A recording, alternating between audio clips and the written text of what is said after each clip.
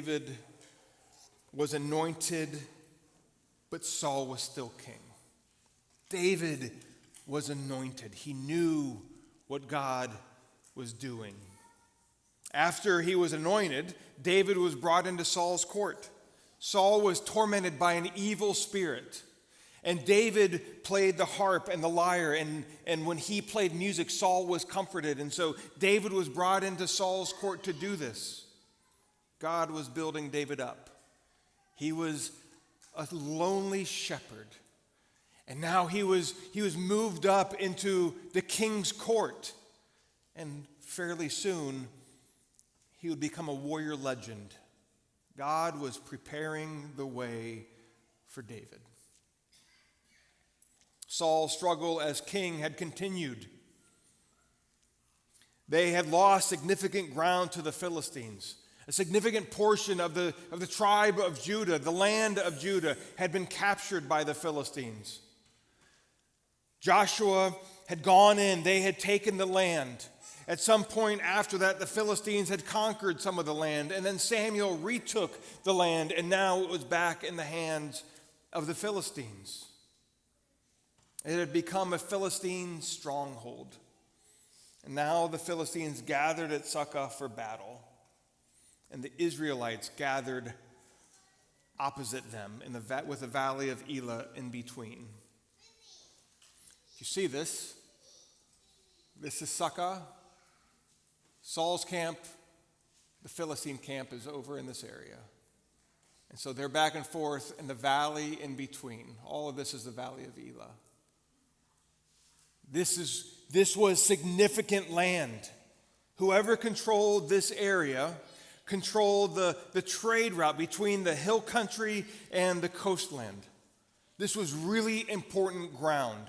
So not only was it part of the promised land, the land that was promised to Judah, but it was economically important.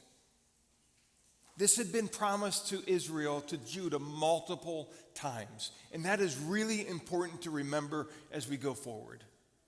Not only had David been anointed to be king, but this land was promised to Judah.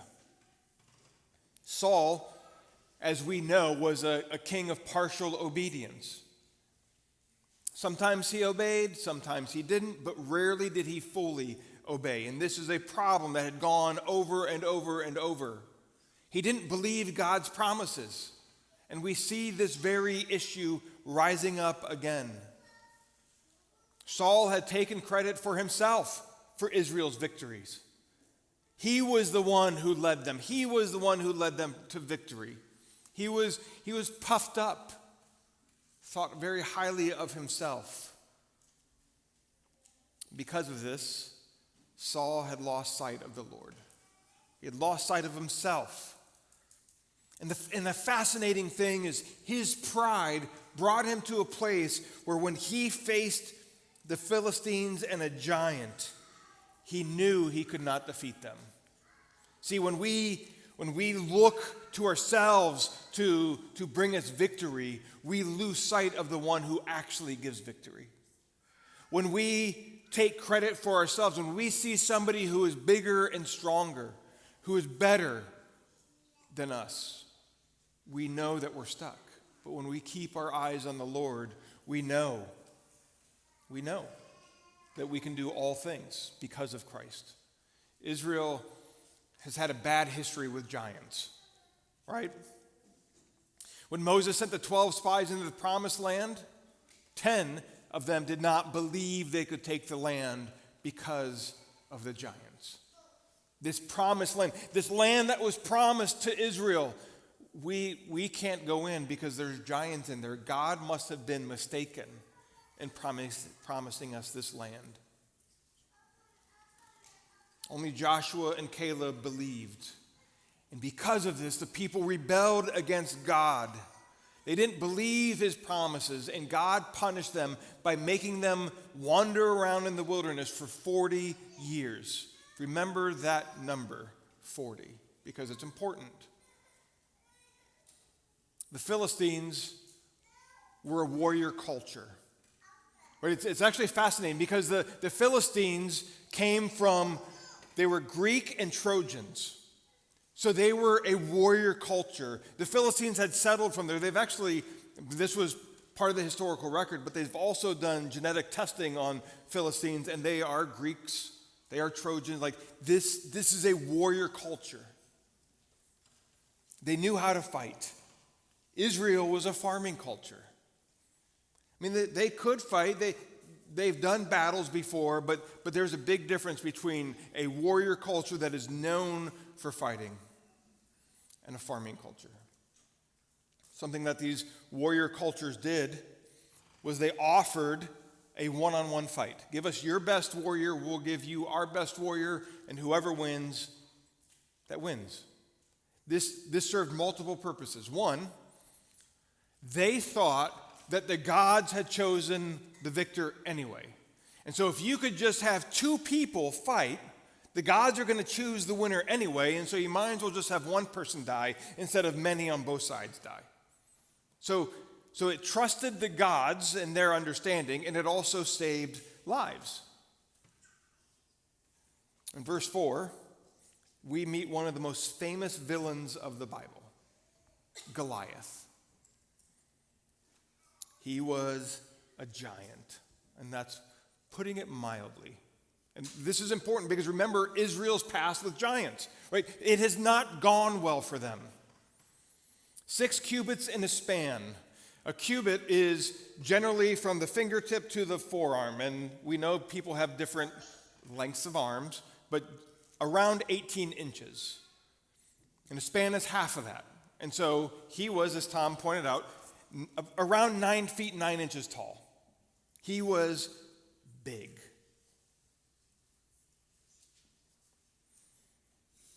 He had a bronze helmet and a coat of mail, 120 pounds.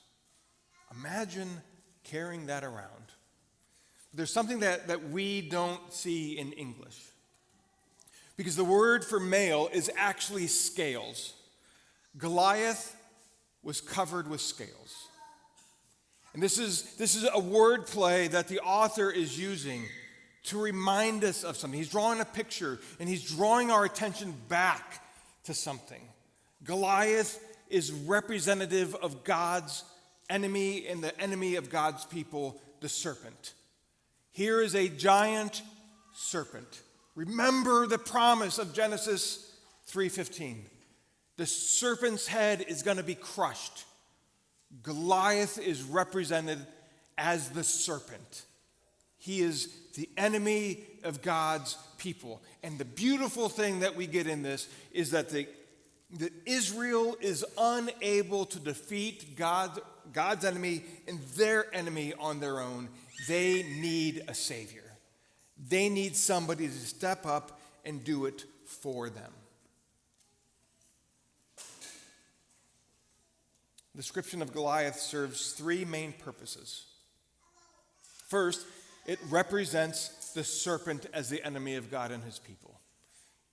It's a foreshadow of what's going to happen when remember we saw last week, David is a Messiah. He is the Lord's anointed. So it's a foreshadowing of the day when the Lord's anointed, the true Messiah, will crush the head of the serpent.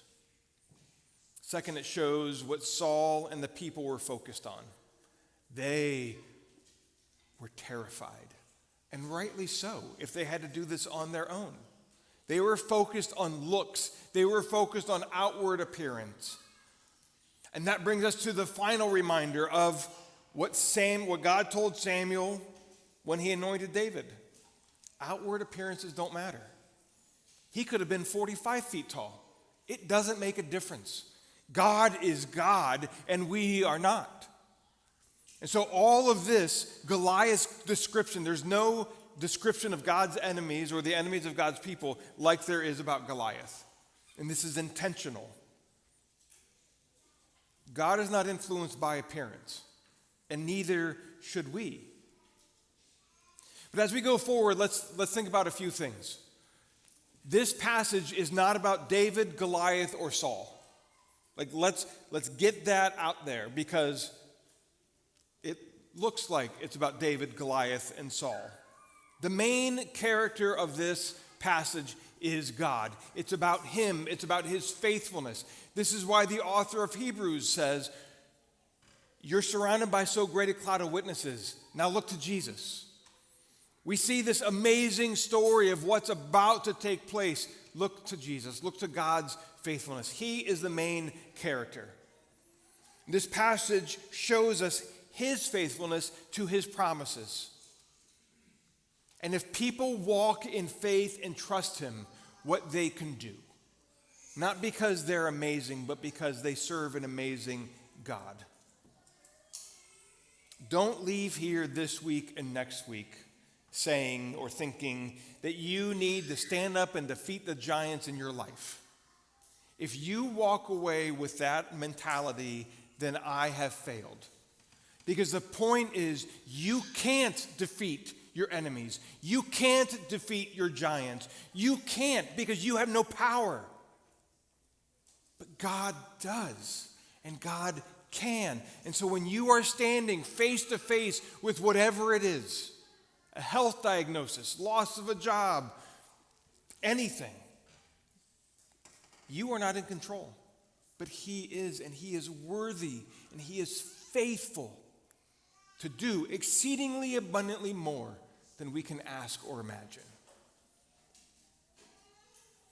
We should be encouraged by David's faithfulness only because his faithfulness allows us to see God's faithfulness in him. In verse 8, Goliath issued the challenge to the Israelites. The question is, Israel, why are you even lined up for battle? Like, what are you doing? I am a Philistine. I am a warrior from a warrior culture, and you are just servants of Saul. You're shepherds. You're servants. We're warriors.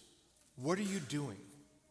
They knew without a doubt, the Philistines knew that they could defeat Israel in battle. He was a warrior. They were servant shepherds. They were farmers. Not a thing. So Goliath issues this one-on-one challenge. And then he defied the ranks of Israel. Now, there's something interesting that doesn't happen here. I mean, there's a lot of things that don't happen here, but there's one thing that's really significant. Usually in this pre-battle banter, remember the warriors thought that the gods decided. And so what usually happened in these moments is not only did the warrior defy the ranks of the other side, the army of the other side, but also the God of the other side. I defy you and your God. But notice Goliath, he doesn't do that. Goliath defies the Israelites, but not their God. Why is that? Well, Israel's God had a reputation among the Philistines. And it goes back to Goliath's life. If you remember early on in 1 Samuel, the Philistines had captured the Ark of the Covenant. And they brought the Ark, which represented God's presence. They brought the Ark to their city of Ashdod, and they placed it in the temple of their god, Dagon. That first night, the statue of Dagon fell face down in front of the ark. Their God was worshiping Israel's God.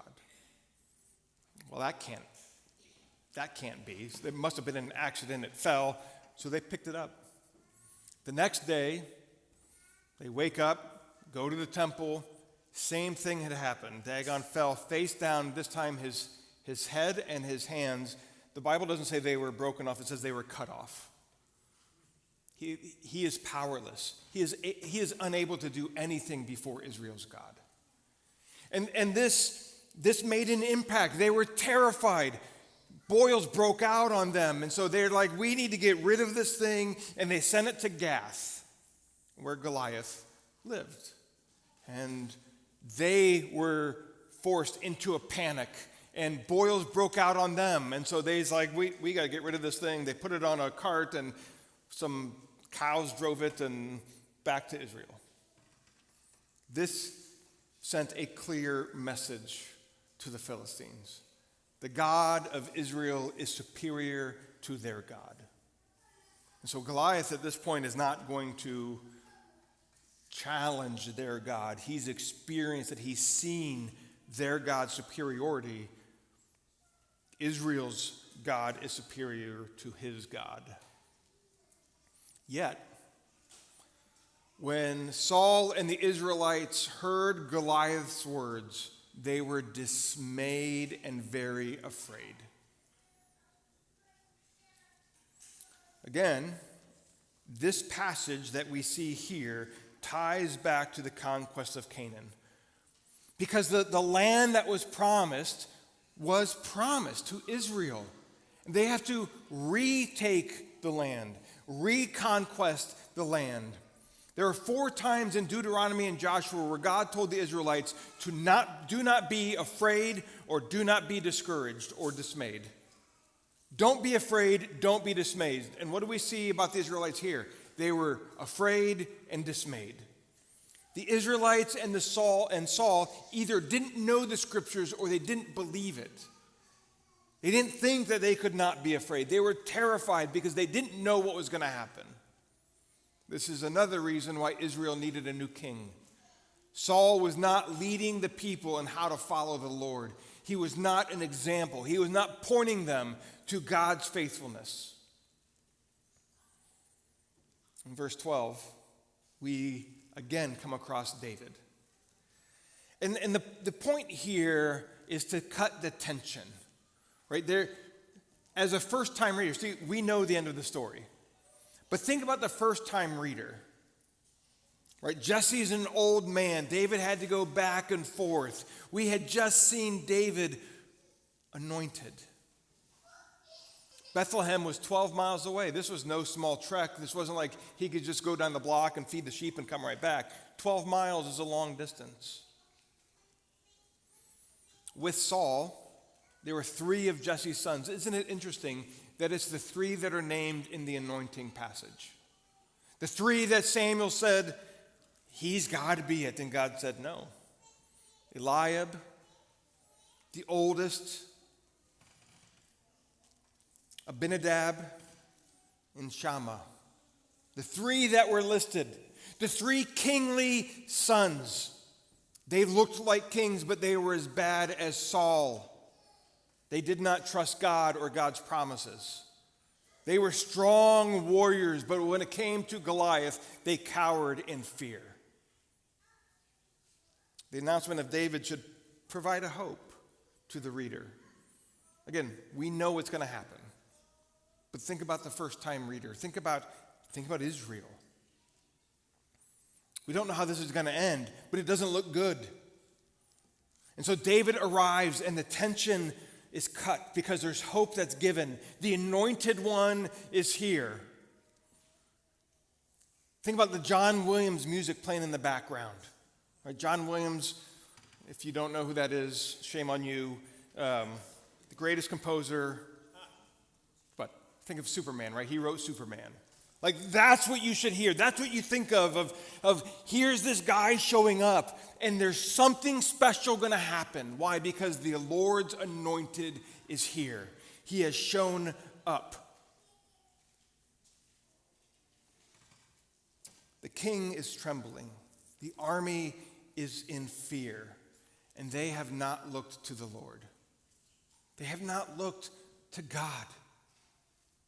Things were not looking good for the Israelites. Verse 16, the Philistine came forward for 40 days, morning and evening. 40. Should remind us of the 40 years in the wilderness. See, the unbelieving, the Exodus generation were punished by spending 40 years for their unbelief in the wilderness. This generation spending 40 days in the wilderness for their unbelief. It's tying it together. History continues to repeat itself. Israel had not learned. They needed a Joshua or a Caleb to show up, to come forward and faithfully lead them to victory. And this is where the story ends today. But there continues to be an amazing juxtaposition between David and Saul. Saul knew the promises of God. He had seen God come through in his promises. He had seen God's faithfulness. Saul had defeated the enemies that God told him to fight. Like, all of this stuff is good, but yet Saul remained uncommitted and unfaithful to Yahweh. The Exodus generation had seen many things. The Egyptian plagues, the crossing the Red Sea, the water from the rock, the manna, the quail. I mean, the list can go on. They saw amazing things, and yet they did not believe. Right? Think about this as we have our 400 gospel conversations. Right? A person can see the power of God. They can see the awe of God. They can even go to God. But something more is required. That's a change of heart. It's not about just proving or showing. It's about changing the heart. Every person is faced with a question. Will you go through this life relying on yourself, on your own strength or on your own abilities, on your own theology, on your own beliefs, or will you trust the God of the Bible and live accordingly? That's the question that all of us have. I mean, think about when Jesus was resurrected. There were guards at the tomb. And the guards went, they saw something amazing. Angels appeared, stone rolled open. They were terrified. And so what do? They go to Caiaphas, the high priest, the religious leader, the one who knew the scriptures, and they said, we got a problem here. And what did Caiaphas say? Caiaphas didn't say, you know what, we should probably look into this.